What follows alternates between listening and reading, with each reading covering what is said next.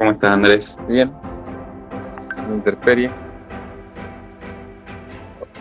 Está, está un poquito helado hoy. Volvió el frío. está un poquito helado. Está bien. Corresponde. Estamos en invierno todavía. Nada que un mantecito no arregle. Mm, O un bolito de coca. eso. Yo estoy echando un bolito de coca. Yo no tengo. Una hojita de coca. Voy a ir a buscar un fueguito, espérame. Ya. Hola, Noé. Hola a quienes están sumándose en este vivo improvisado. Improvisado. Sí, para Hoy hablar día, ahí de algunas cosas. sí, hoy día nos levantamos revisando correo, Instagram. Eh, Parece que agosto, septiembre se viene con florecimiento de muchas cosas, de muchas Así sea. sensibilidades, personas que el fin de semana reportaron haber tenido como derrumbes, crisis, situaciones Mm, difíciles en torno a la soledad, al sufrimiento, mucho, mucho escrito en torno al sufrimiento. Entonces, a ver si podemos hablar un poco qué nos dice la tradición, la espiritualidad, a ver si nos puede dar algunas nociones para entender un poco mejor el sufrimiento. sí, claro. Y no cantar victoria, le decía yo el otro día a un paciente que con esta ola de calor se animó tanto y uno con la primavera tiende a ponerse un poco más maníaco también, ¿no? Como a desbordarse, hay clima más cálido, más posibilidades de hacer, de salir. eh, y hablábamos con este paciente que le decía, vamos con cuidado, ¿no? El invierno todavía no se fue, sigamos mirándonos, sigamos atendiéndonos eh, y cuidando lo que florece, ¿no? Porque también hay que cuidar cuando florece el árbol, cuando florece la plantita, no dejarlo ahí y olvidarse de lo que se hizo, más hacia afuera, como dice Caro, exactamente. Sí, Hay que cuidar la salida del brote, ¿no? sí. Y, y bueno, entender que el dolor es parte del asunto. Las tradiciones de Oriente dicen que la vida es un arcoíris que incluye el negro, es Ujú. parte del asunto. Y el dolor físico, el dolor psíquico no tienen tanta diferencia, fíjate. Mm, O sea, si me caigo y me claro. pego, muy parecido a que si pierdo un ser querido. Ahora, el sufrimiento, dicen las tradiciones que proviene específicamente de la mente. También lo dice el psicoanálisis, Mm, ¿no? El sufrimiento, como que la frase cliché es que el dolor es inevitable y el sufrimiento es opcional. Hasta cierto punto sí, hasta cierto punto sí. El psicoanálisis lo ve como los mecanismos que se instalaron y quedan ahí repitiendo y hacen un camino de sufrimiento. Sin embargo, la espiritualidad no es algo que tengamos, es más bien mirada desde la profundidad, ¿no? La espiritualidad es algo que somos, mm, es como mm, nuestra dimensión más profunda, tiene que ver con nuestra verdadera identidad. Y es ahí donde el discernimiento entre el sufrimiento y lo que somos es la pega, es el trabajo, es el laburo que uno tiene que ir haciendo o debería ir haciendo en el transcurso de la vida. mm, Eh, las tradiciones o la espiritualidad, como les decía, no es algo que tenemos, es algo que somos en esencia. Es, por tanto, una fuente de comprensión también. O sea, si yo comprendo de qué estoy hecho y qué es lo que soy profundamente y de lo que está hecho toda la realidad, bueno, es un modo de ir sorteando, ¿no? Purgando, depurando el sufrimiento neurótico. Entonces, hay distintas puertas, la psicoterapia es una puerta, los caminos espirituales son otras puertas, ¿no? Son distintas, ninguna es mejor o peor, pero bueno, a veces necesitamos de una, a veces necesitamos de otra. Entonces, ahí, bueno, ahí voy viendo aquí en el computador la gente que se va sumando. Ujú. ¿Cómo están? Boadella, Sí, dale, dale. Boadella le decía a la espiritualidad, ¿no? Como tú dices, que es algo que somos, o a la fe, o a las creencias que cada uno tiene. Él le decía eso, el inner grounding, que era como el enraizamiento interno, ¿cachai? Como eso que te sostiene, que está inherente al ser humano, y un recurso o un lugar donde reposar cuando todo se está moviendo, derrumbando de alguna manera. Incluso muchas personas han llegado a la espiritualidad después de un evento que pudo haber sido traumático o doloroso, ¿no? O sea, eh, como me decía por ahí el otro día, un consultante, en mis peores momentos, yo le preguntaba, ¿no? ¿A quién llamas o a quién pides en tus peores momentos? Y me dice, pucha, y me acuerdo de rezar y le pido a Dios, no, me dice, ¿no? Y ese es el inner grounding, ¿no? Es como el enraizamiento interno que todos tenemos y que nos sostiene, nos acompaña efectivamente la espiritualidad y nos conectamos con esa dimensión de nosotros, nos va a ayudar, ¿no? A transitar, a avanzar, a comprender o a salir incluso de un estado también bien llevado, ¿no? Eh, Como tú bien dices, todas las tradiciones eh, indican que la noche oscura del alma, ¿no? El sufrimiento, el dolor es parte del camino. ¿Mm? Es parte del camino, es parte del proceso de crecimiento. No hay que pasar la página rápido en esos momentos. Incluso son los momentos más donde más uno aprende, yo creo, si se dispone y si está bien acompañado también, ¿no? Sí. Entonces, espiritualidad es profundidad y comprensión, y eso se resume en lo que dice el oráculo de Delfo, ¿no? En Apolo, es sabiduría, ¿no? El famoso conócete a ti mismo. Entonces, desde ahí que la visión más antigua dice que el dolor es inevitable, y el dolor aparece cuando alguna necesidad o alguna aspiración se ve frustrada. Entonces, Mm, como bien dices tú, como lo que dice la psicoterapia corporal, los humanos somos un cúmulo de necesidades corporales, de necesidades relacionales, de necesidades emocionales, de necesidades espirituales. Entonces, una aspiración, un anhelo, un sueño que busca materializarse, y cuando eso se frustra, duele. Es como mm, cuando quiero tener algo, cuando quiero comer algo y no lo tengo. mm, Entonces también el querer orientar la vida hacia un lugar, hacia una meta, y no poder, ¿no? Por, anda a saber tú, por un bloqueo, por una circunstancia, o por una forma, o por una persona que frustra esa aspiración, es causante de dolor. O sea, todo lo que hemos visto, toda la gente que nos escribe, ¿no? Entonces, el dolor, que dice, el cuerpo dolor que dice las tradiciones, aparece como una alarma para los padres del desierto, o para el psicoanálisis como un síntoma, que, que es como una manifestación de una desarmonía, eh, de una necesidad, un anhelo que está imposibilitado. exacto. Entonces, desde ahí, eh, esta señal nos va a exigir poner la atención a algún aspecto puntual, a un aspecto concreto de eso que está doliendo, y nos invita también a ponerle foco a eso que nos duele, y no a huir aceleradamente como a veces un niño, o como a veces infantilmente tendemos, ¿no? Por resistencia, por incomodidad, a irnos, ¿no? Entonces, ese dolor inevitable, eh,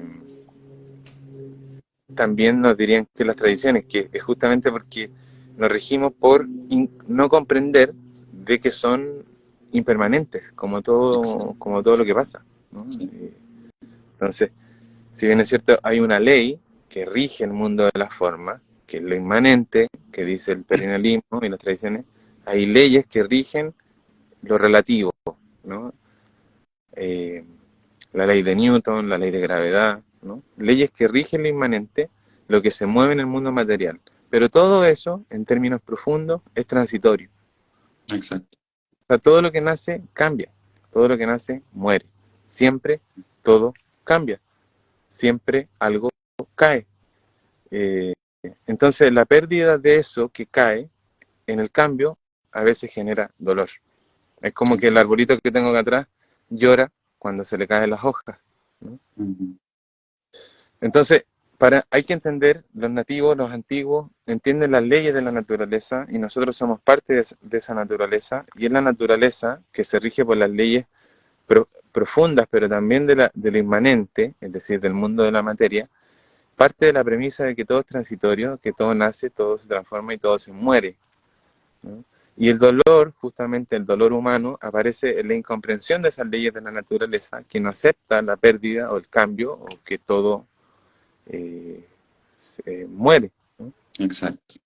Que todo tiene su tiempo, ¿no? Todo tiene su tiempo por lo menos en esta vida, en esta materia, ¿no? Y los místicos hablaban de la etapa de la duda, ¿no? Una fase en la que nos sentimos secos, como si estuviéramos atravesando un propio desierto, ¿no? Y tengo este libro aquí bien interesante, Terapeutas del Desierto, que habla justamente sobre las etapas, ¿no? De los procesos personales que vivimos todos, todos, todos sin excepción. Y dice algo interesante porque en esa etapa de la duda, ¿no? Nos cuestionamos todo, incluso lo que veníamos haciendo y cómo lo veníamos haciendo. Y de eso se trata precisamente, ¿no? O sea, de cuestionarse, ¿en qué estoy? ¿No? ¿Qué me está pasando hoy y qué puedo hacer distinto? ¿No? O sea, la duda, va a decir un sabio, la duda fortalece la fe, entendiendo la fe como la creencia espiritual, ¿no?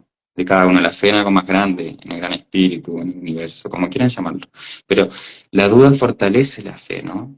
La fe que no asume la duda no tiene nada que ver con la fe, sino que es una creencia, pero sin experiencia, dicen los sabios, ¿no? Sí,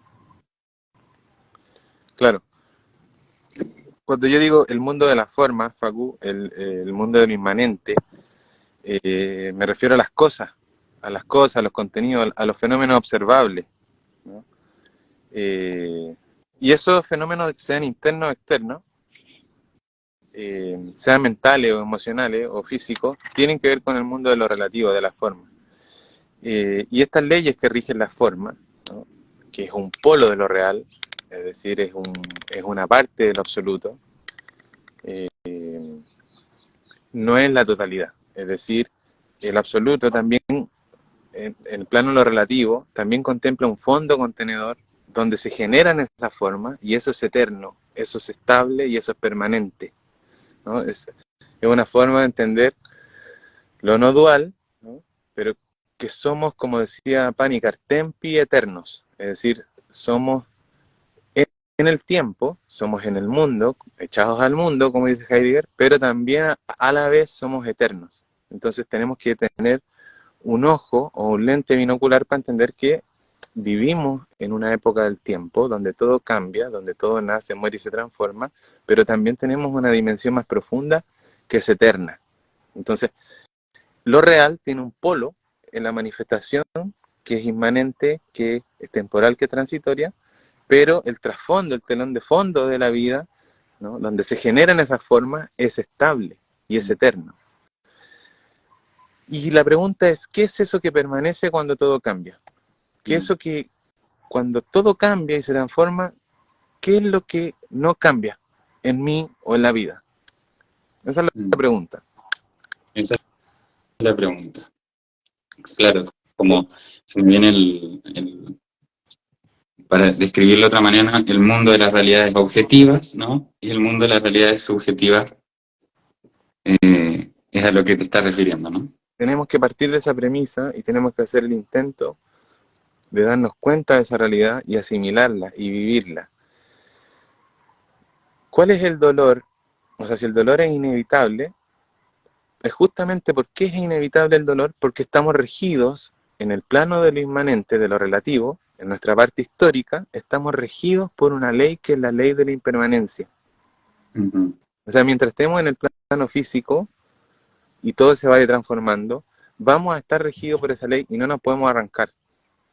No podemos arrancarnos de esa ley que hablan todas las tradiciones espirituales, que es la impermanencia. Entonces, como la mente es tan compleja y maravillosa, quiere apropiarse de todo y nos crea necesidades que asumimos, pero que en realidad son realidades de esta pseudo realidad total que es el mundo de la manifestación. Ujú. Como diría el neurótico, perdón que lo diga así, pero Freud diría, ¿no? Yo necesito que la vida responda a mis expectativas. ¿Y qué diría un maestro espiritual? ¿Y quién te dijo que eso es real? Ujú. ¿Por qué la vida? O sea, primero, ¿por qué miras la vida como algo, te miras afuera, ¿no? Claro. Entonces, la mente empieza a ramificar muchas de estas necesidades. Yo quiero que me aprueben, quiero que me vaya bien en esto, quiero que esto funcione así. Y súmale a eso que si le agregamos las variables de los sesgos personales que tenemos, las identificaciones que tenemos, le puedo dar dando espacio a miles de cavilaciones que van a generar sufrimiento. Y ahí está el Ujú. paso del dolor inevitable que tiene cualquier persona en el plano físico, y ahí está justamente el tránsito hacia el sufrimiento neurótico. Cuando Ujú. uno se crea escenarios fantasmagóricos, ¿no? Estériles, lo que llama el psicoanálisis el sufrimiento neurótico. Entonces, cuando yo caigo en esa trampita, estoy perpetuando un sufrimiento eh, interminable, indefinible. Entonces, Ujú. ¿el dolor responde a los fármacos? Sí, el sufrimiento no. Mm. Tal Entonces, cual. si yo ajusto mis creencias erróneas a comprensiones más profundas, el sufrimiento pierde potestad. Eso nos dirían los sabios, ¿no? Los taitas con los que hemos rezado, los monjes, nos dicen eso. Si mis creencias erróneas las ajusto a un marco de comprensión perenne, eterno, ¿no? Sapiencial, esas comprensiones profundas ayudan a que el sufrimiento pierda la potestad o la hegemonía en mi vida psíquica. Mm. Mm. Claro. Me viene como reflexionar en esos momentos de dolor, ¿no? Eh, que precisamente ahí se activa todo un mecanismo de sobrefocalización, ¿no? Que nos saca de la perspectiva, hay que tener conciencia de eso, ¿no? Se activa un mecanismo de sobrefocalización y de totalización. Es decir, todo esto que me pasa es lo único que me pasa, ¿no? Y abarca todo el espacio de mi vida. Absolutista. Ese es el primer encuentro con el dolor, ¿viste? Usualmente, ¿no?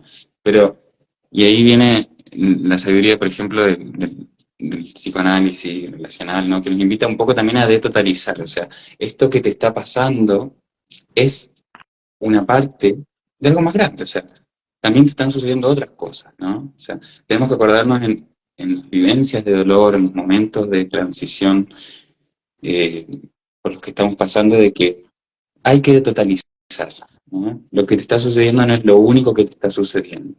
Y poder mirar con diferentes lentes o desde diferentes escenarios, perspectivas, eso que te está sucediendo. Es decir, aquí estoy sufriendo. Ya, mi niño o mi niña interna, ¿por qué está sufriendo por esto, no? Y al adulto, ¿cómo le impacta, no?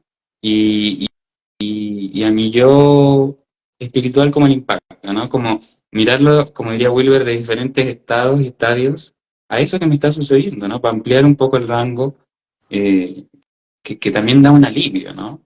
Sí. Es que justamente el conflicto no se tiene con la vida. El conflicto en realidad lo tenemos con nuestra mente. Mm. Y para eso el análisis es muy bueno porque nos ayuda a pasar de esta absolutización que hace el niño de los fenómenos, o dicho de otro modo, eh, salirnos un poco de la actitud victimista, de echarle la culpa a los Es, demás, ¿no? A la política, a los papás, mira qué mal me va. Y esto no significa disociar o negar los conflictos externos reales que está atravesando el país o el mundo. Claro que no, existen esas cosas, existen disyuntivas en las parejas, en las relaciones, pero el desafío es aprender a gestionarlos para poder vivir y danzar mejor con ellos. Pero el conflicto básico que subyace a todo es justamente el conflicto con la mente. Y hasta que no se resuelva eso, todos los demás conflictos van a ser irresolubles. Entonces, ¿qué dicen las tradiciones? Hay tres factores, Facu, que yo he leído algunas, algunas corrientes de sabiduría, y bueno, también desde el psicoanálisis, el primero, el psicoanálisis clásico dice que no puede haber terapia si no miramos la resistencia. La eso. resistencia es inútil al dolor. O sea, cuando yo digo esto no debería pasarme, eso ya crea sufrimiento. Porque la palabra debería, esto debería o no debería pasar, o sea, cada vez que me peleo con lo que el presente me trae, estoy generando sufrimiento. Esa es una ley que hay que asimilarla, masticarla y sentarse con ella unos 10, 15 minutos todos los días y tomarse un mate, tomarse un café, fumarse un tabaco y tratar de lentificar mi proceso y observar mi resistencia en torno al esto no debería pasarme o esto debería pasarme, porque ahí empieza el sufrimiento. O sea, la palabra debería, eso, ¿por qué? Porque inmediatamente eso me confronta con el presente, con lo que el presente me trae. Y eso es la base del sufrimiento. Exacto. Y en segundo lugar, como la segunda, el segundo axioma que podríamos contemplar es justamente los añadidos que le pone la mente a todo eso. O sea, los rellenos que hace una mente encima de todo eso. Por ejemplo, tengo un dolor, tengo una pérdida, tengo una crisis, y la mente empieza al tiro a poner etiquetas. Esto es irremediable, de esta no voy a salir. O, viste que siempre me pasa lo mismo.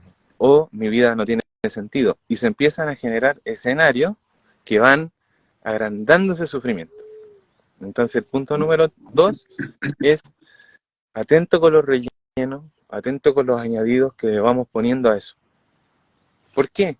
Porque justamente eso nos hace secretar algunas cositas en el cerebro, o nos ha hecho secretar algunas cositas en el cerebro, que nos van generando una adicción al sufrimiento. O sea, cuando hubo un dolor temprano, un dolor demasiado intenso, que fue permanente en la infancia, se hizo un dolor duradero. Ahora, súmale a eso la carencia de comunicación relacional y afectiva con el ambiente cuidador, eso va a ir haciendo creer que la persona, hay un goce ahí, dice el psicoanálisis, en ese, es, En ese modo. en ese modo. Entonces, se necesita, para que, digamos, salgamos de esa homeostasis, ese efecto droga que genera el sufrimiento, tenemos que hacer estos intentos con voluntad y con ganas y a veces con ayuda, ¿no? Para poder salir de eso y poder volver a sentirnos vivos y habituarnos a ese nuevo estado. Por eso el Buda, ¿no? O los analistas en el fondo dicen que, o Sócrates, si se quiere, que hay un solo vicio, es la ignorancia, y una sola virtud, la sabiduría. De ahí, de ahí vienen todas las demás. O sea, Sí, ¿por qué? Porque la ignorancia no solo me daña a mí mismo, sino que daña a todos los demás, ¿no? exacto. Sí, tiene sus consecuencias. Y qué bueno esto que dice, porque me recuerda un poco a lo que hablaban los padres del desierto, algunos sabios de el camino espiritual, digamos, es contemplativo y es activo, ¿no? O sea, eh, hay que tomar una postura activa de nuestra propia vida, obvio, y de lo que me pasa, de por qué estoy sufriendo, o sea, ser activo frente a eso, con eso, ¿no? Em, no solo sentarme a contemplarlo y dejar que se resuelva, ¿no? Eh, y me recuerda en el Bhagavad Gita, ¿no?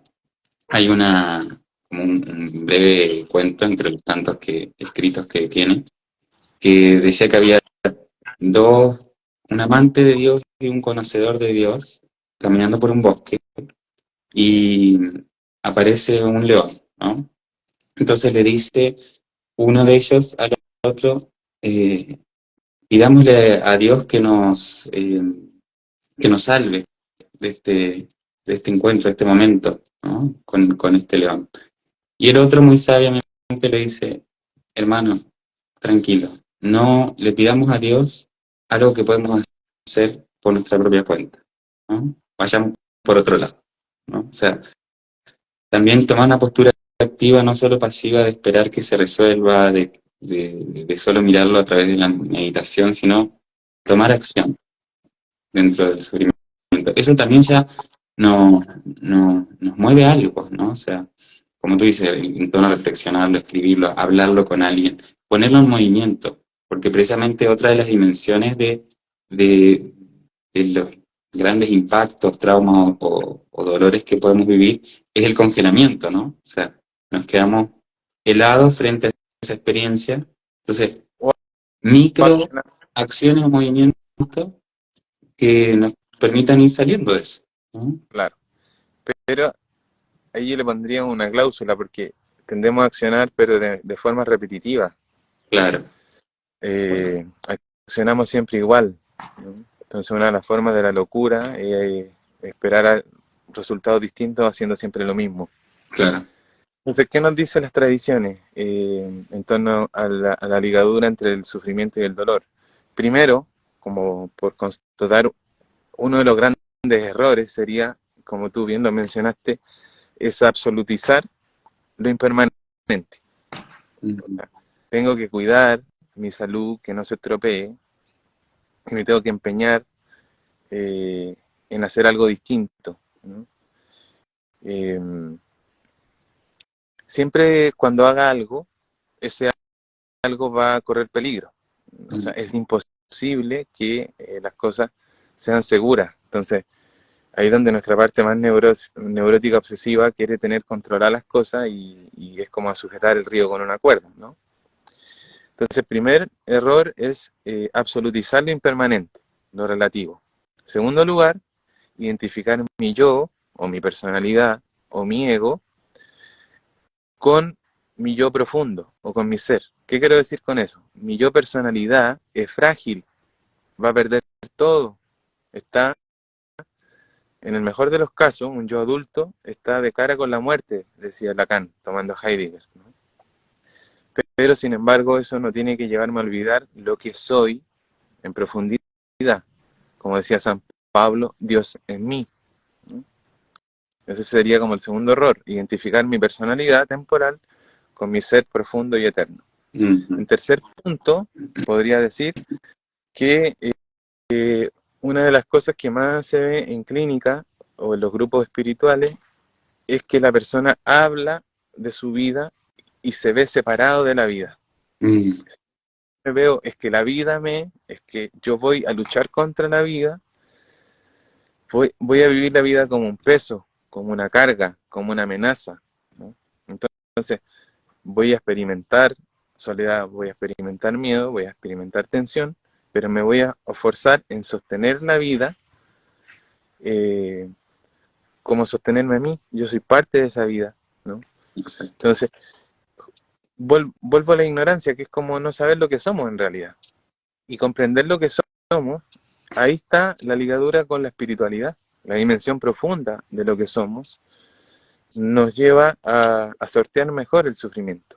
O sea, si nos ponemos en contacto con esa verdad profunda que nos trae de vuelta a casa, a través de la meditación, ¿no? A través de la oración, vuelvo a casa. No hay nada mejor que casa, como dice Cerati.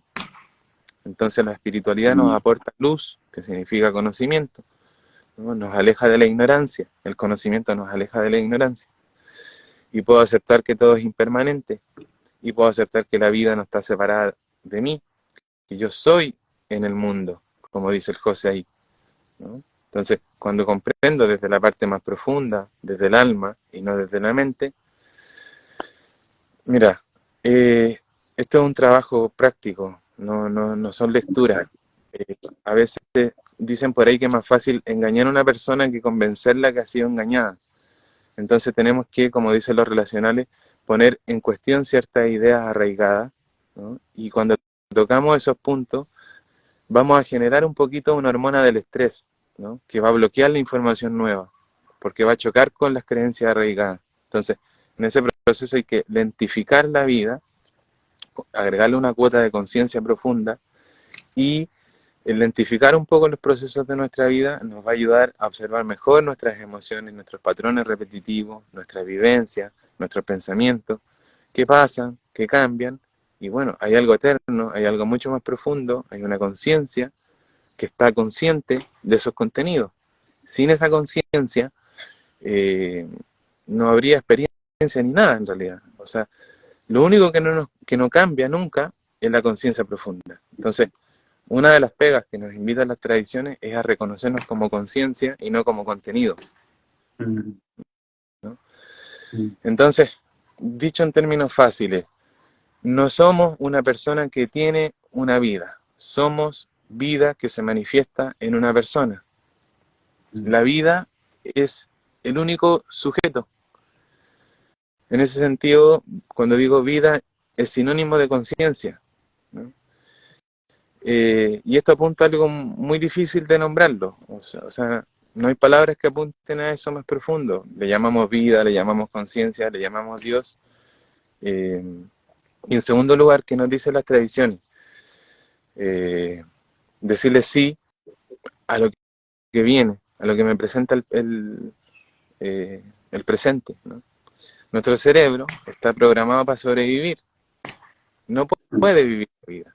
Cuando está programado para sobrevivir, no puedo vivir, no me puedo relacionar. Si estoy en modo sobrevivencia, me estoy defendiendo, me estoy atrincherando, no me estoy relacionando. Entonces, si vivimos discutiendo con la vida, se nos olvida que somos vida, ¿no? Entonces, ahí viene otra palabra muy linda que nos ofrecen las tradiciones, que es la aceptación. Mm. Si somos sabios o no, si queremos sufrir o queremos librarnos del sufrimiento, el secreto es tomar las cosas tal como vienen, ¿no? Para eso necesito un estado de descanso, de reposo, ¿no?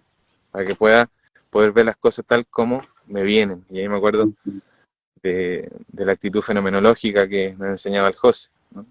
Entonces, la aceptación es esa actitud sabia entre todas actitudes erradas o nocivas. Una es la resignación ciega, o sea, la aceptación no es resignación ciega, porque la resignación viene o tiene como una fragancia más a frustración o a decepción, ¿no? Y eso nos conduce al hundimiento, nos paraliza. La aceptación, paradojalmente, nos moviliza, Exacto. pero no en un acto externo maníaco, sino la aceptación posee un dinamismo interno que nos mueve a un hacer no haciendo, o nos mueve Ujú, a hacer lo que podemos hacer en lo real. mm, La resistencia ciega, por el contrario, no busca la verdad, busca alejarse de la angustia, y eso hace que la cuestión se vuelva más insoportable. mm. Y eso también Es nace el- de la idea de verme separado de la vida. O sea, me pongo enfrente de la vida, me resisto, me opongo.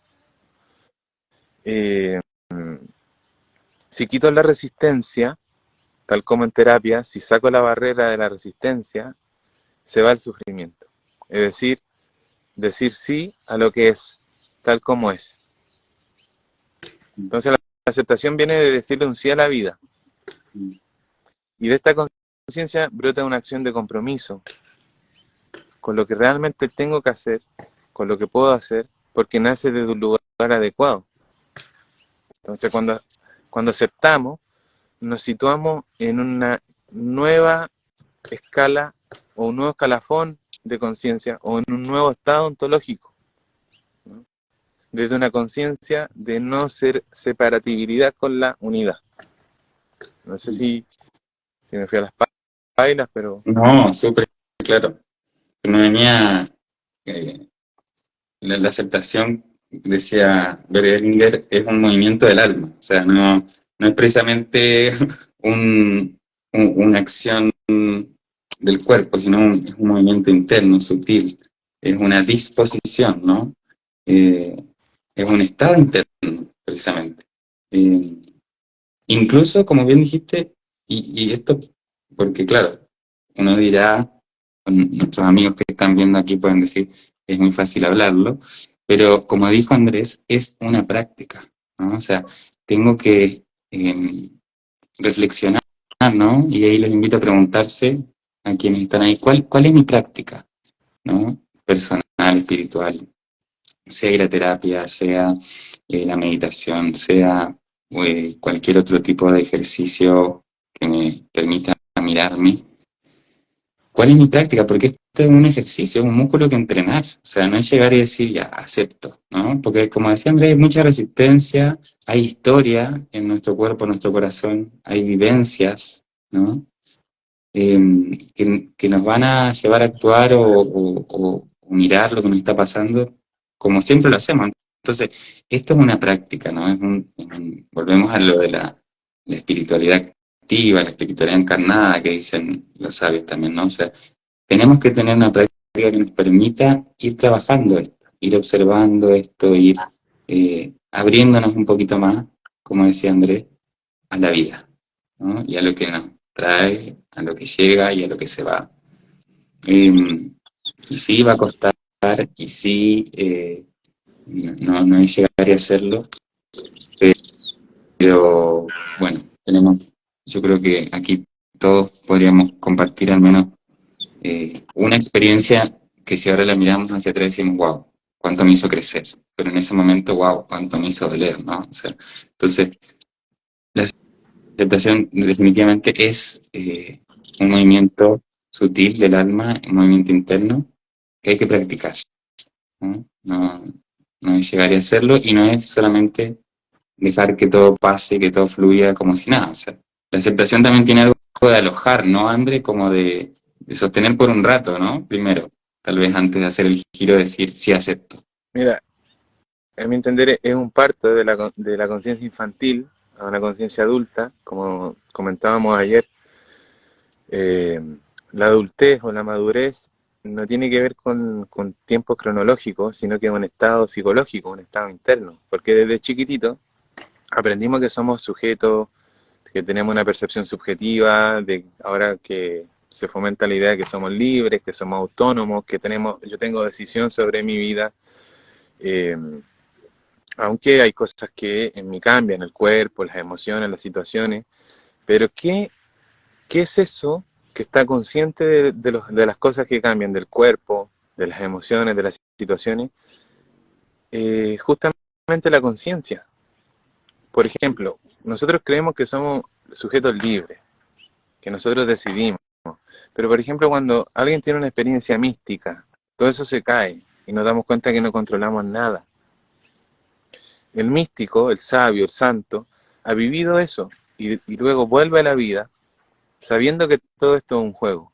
Mm, Y después el místico vuelve con esa sabiduría y juega a ser libre, entre comillas. Es una mm, condición para que el juego funcione, ¿no? Como no controlamos nada, si creemos que controlamos, estamos sufriendo. ¿Y por qué hay que aceptarlo? Porque ya ocurrió. La aceptación va a promover una toma de acción que está a nuestro alcance real para hacerlo desde un lugar más profundo y no desde la resignación. mm, Eh, entonces, siempre va a pasar lo que tenga que pasar, haga lo que haga. mm, O sea, ¿tenemos algún poder? ¿Qué dicen los sabios? No. El verdadero poder es entender que somos conciencia, que somos espíritu, y esto nos va a ir alojando en un estado más de sabiduría. Somos vida desde una unidad con esa sabiduría, y desde ahí fluye la cosa. mm.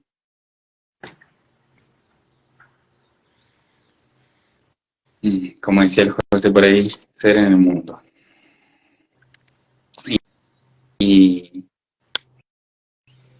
y también cierta aceptación eh, de los tiempos, ¿no? O sea, porque también usualmente mucho del sufrimiento que, que me toca a veces como acompañar y que seguramente también lo vemos mucho en la comparación, ¿no? O sea, si bien hay verdades, como decíamos, manifestaciones objetivas, la subjetividad y la vivencia de cada uno es bien personal, ¿no?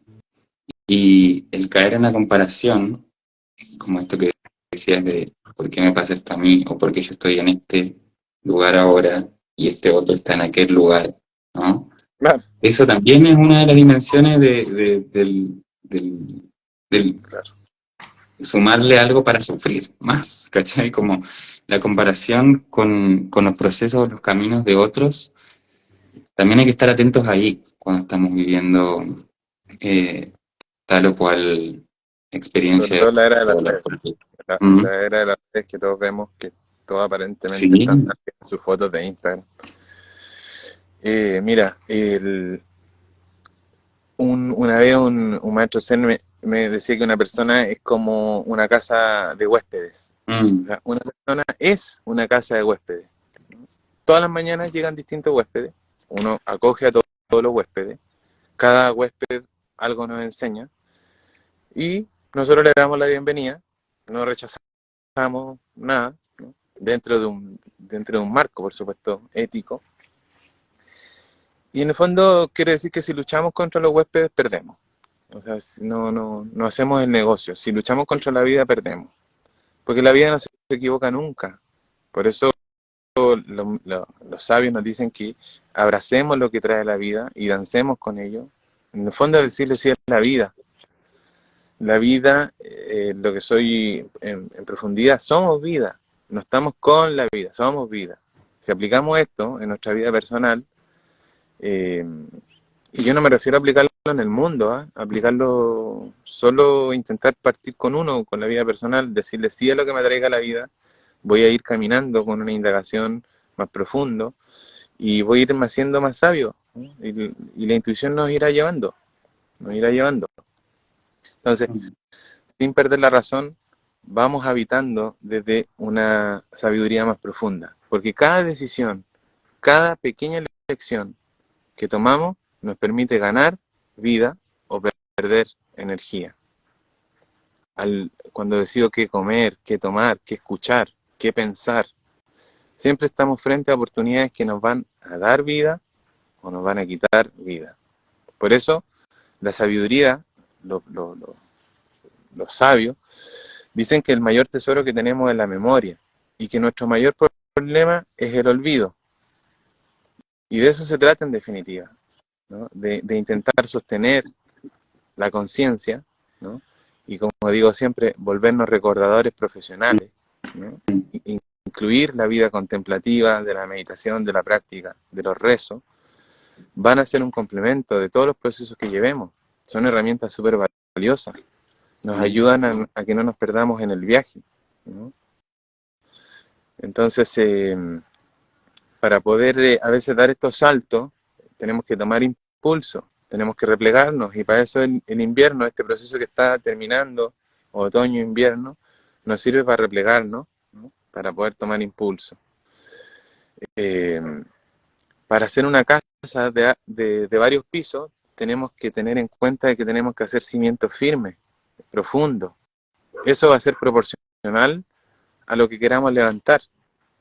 O sea, si no, se nos va a derrumbar todo. A cualquier acontecimiento que ocurra, un temblor chiquitito, se nos va a derrumbar todo, ¿no? Por eso es importante las bases, ¿no?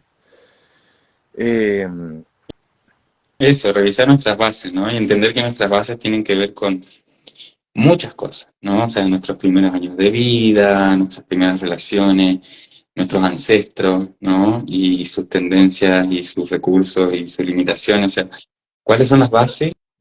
Bueno, preguntémoslo y vayamos a mirarlas, ¿no? O sea, miremos nuestras bases, revisemos nuestras bases.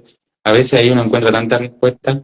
Yo sé que muchos hoy en día ahí miran muchos otros no, pero muchos aún sí miran como por ahí mirar la infancia, ¿no?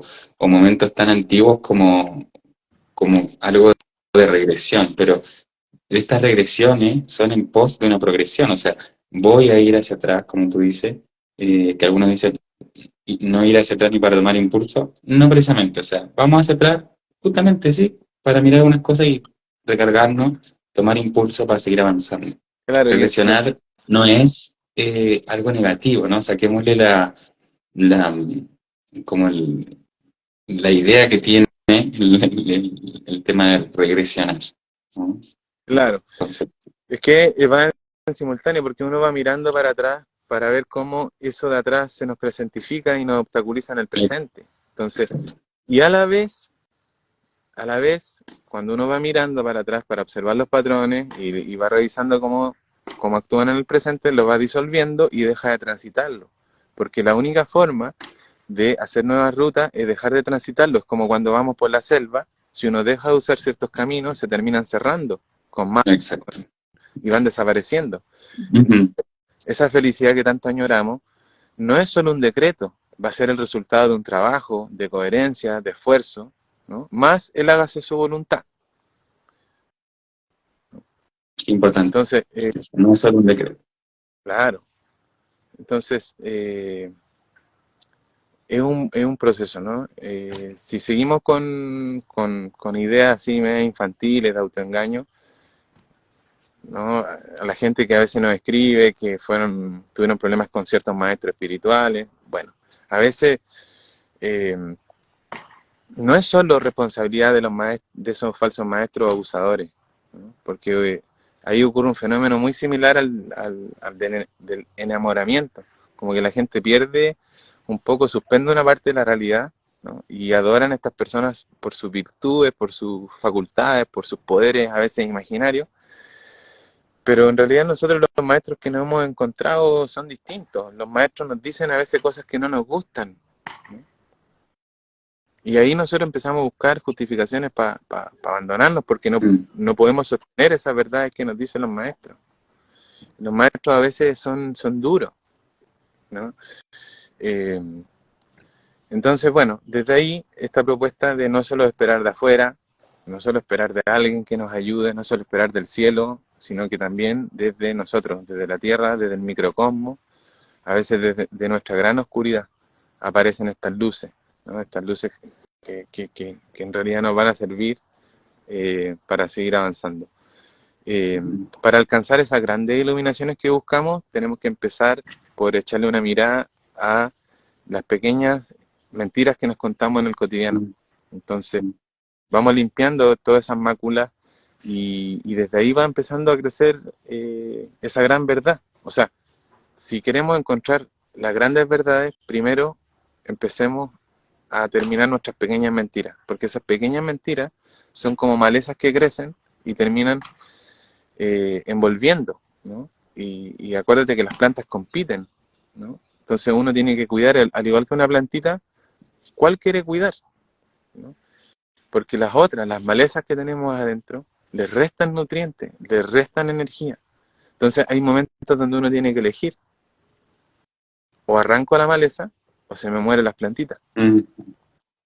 Sí, tal cual, y justo en esa época estamos, ¿no? O sea, a eso nos invita el invierno, como a hacer una depuración, un detox, un discernimiento también, ¿no? O sea, quiero que florezcan cosas nuevas en primavera, en verano, bueno, tengo que revisar bien la tierra, qué agua no le estoy dando, como tú dices, cuáles matas están de sobra en mi jardín interior, y empezar a hacer movimientos para que efectivamente lo que florezca nazca con alta fuerza, con alto color, con alto buen aroma.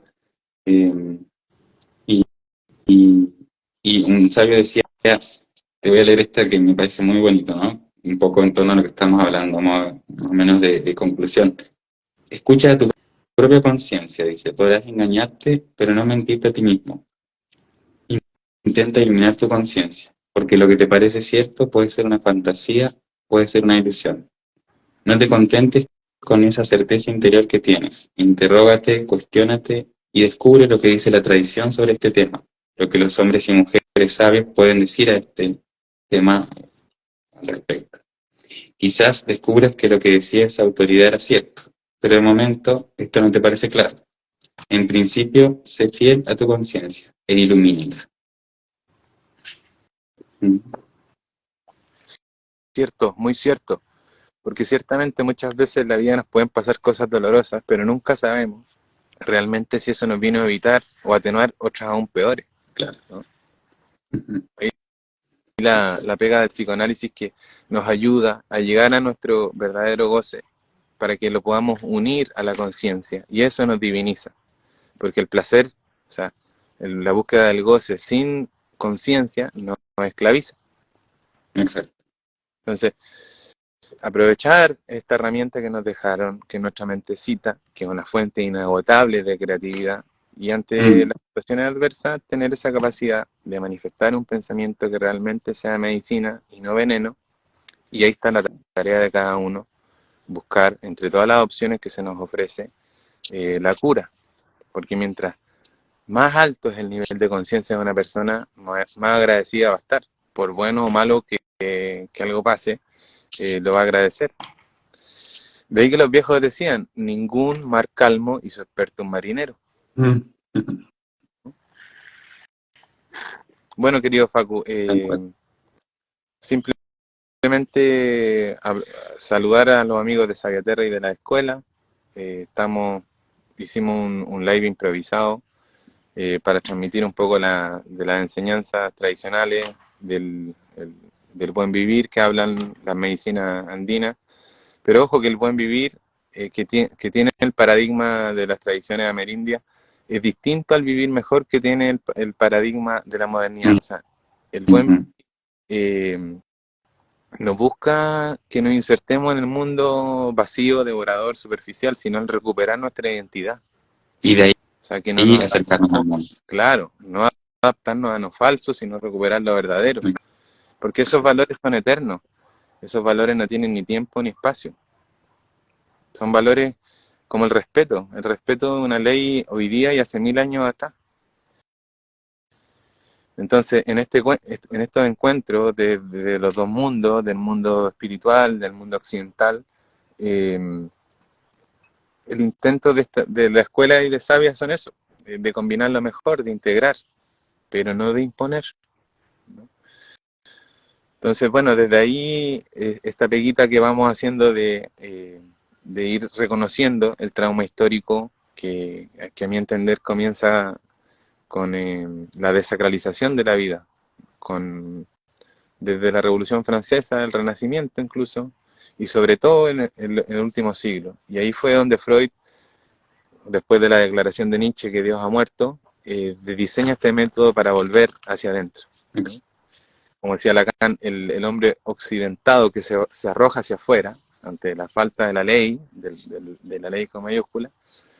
Entonces, las cosmovisiones, que cosmovisión significa un modo de ver el mundo, ¿no? La cosmovisión andina, por ejemplo, nos ayuda a comprender que somos un tejido caminando, somos relación. El Pachacama es el orden que rige el universo. Pacha es universo también, no es solo tierra. Eh, entonces, no solo, aquí damos ya otro paso en la sabiduría, que no todo lo que nos enseñe nuestra percepción solo hay que aceptarlo, sino Mm. también hay que respetarlo, Ujú. ¿no? Hay que respetarlo. Entonces, bueno, nosotros, ¿qué hacemos? Hacemos ceremonias, hacemos celebraciones, pero en realidad el resto es que yo no quiero distraerme, yo Exacto. quiero entenderme en estos espacios. Yo no quiero distraerme, quiero estar atento. Practicar la No quiero...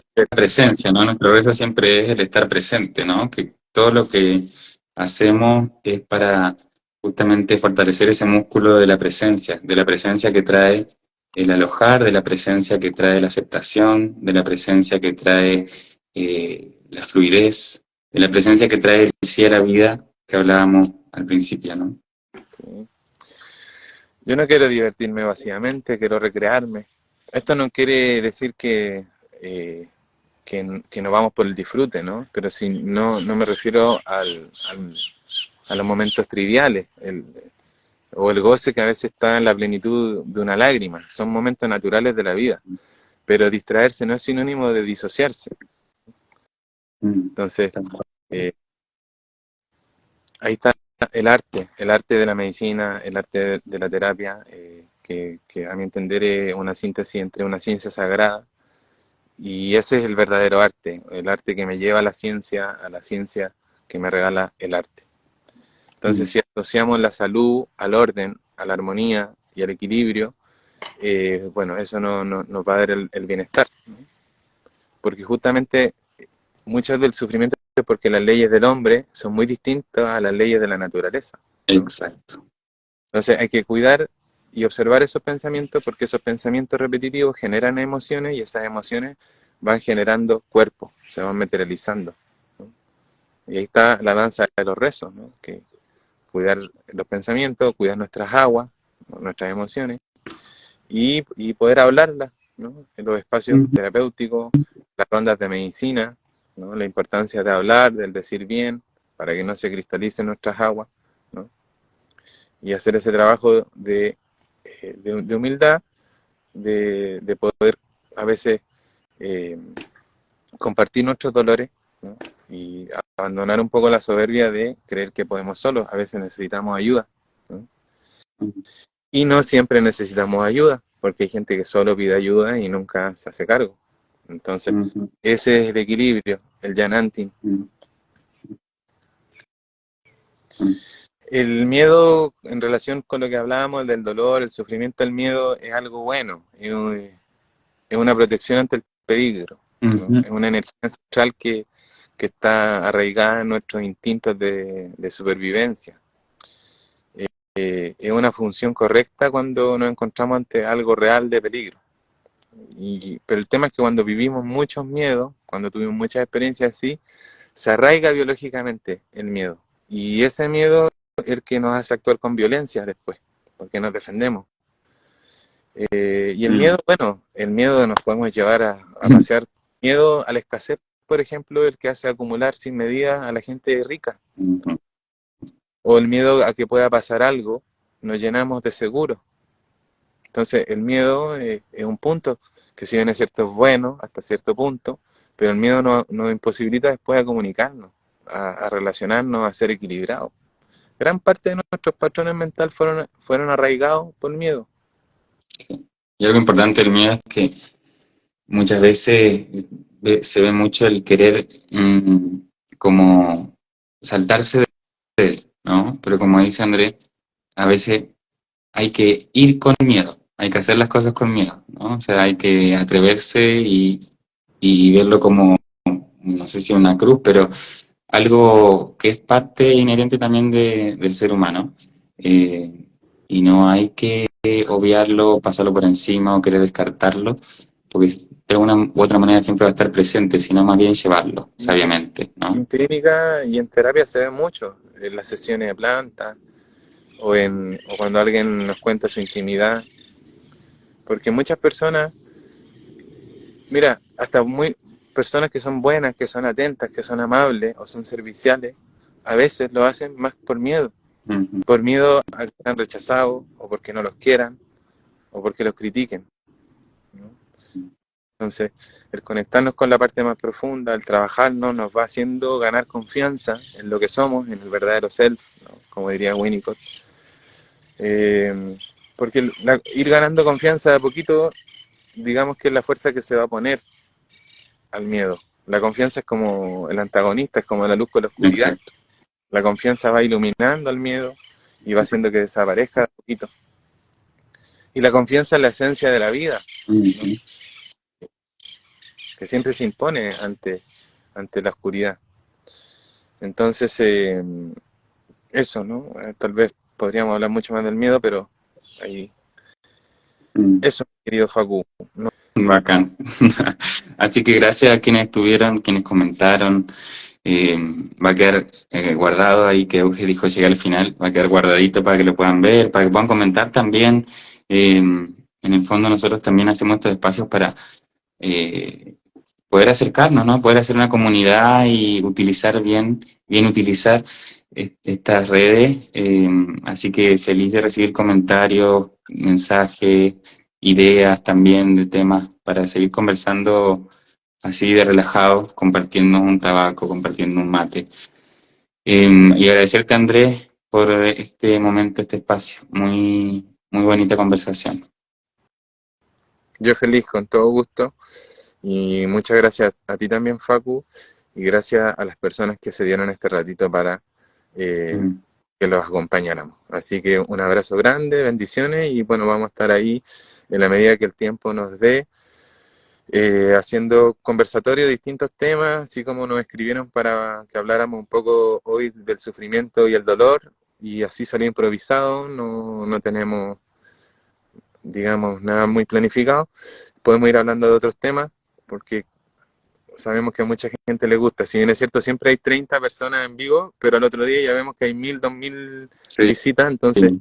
hay mucha gente que nos tiene cariño y se lo agradezco y deseo que poder darle un abrazo a todos, porque siempre nuestros vivos tienen mucha buena llegada, muchos comentarios, muchos cariños. Sí. Entonces, eso.